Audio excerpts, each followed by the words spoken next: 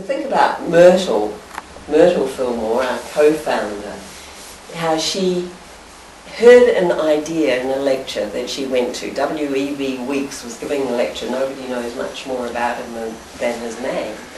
But he was giving this lecture that they went along to, Charles and Myrtle, and she heard this one idea.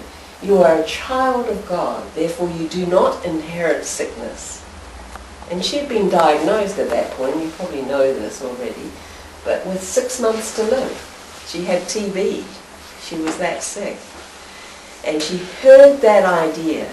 You are a child of God, therefore you do not inherit sickness. And Charles didn't get anything out of that lecture, but she got something that she could nurture, something that she could work with, play with. And over a period of 2 years, she healed herself. So what was she doing with that idea? She was letting it come into her consciousness.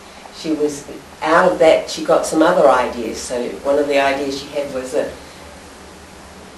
so she's a living being, a worm is a living being. What's the difference between her and the worm?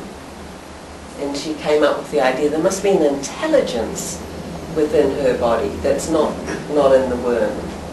So if she can then, if there's an intelligence, it must be receptive, it must be responsive to what she thinks and what she feels. And so she started talking to the cells of her body and blessing her body, and blessing the organs of her body. And she blessed herself back into full health.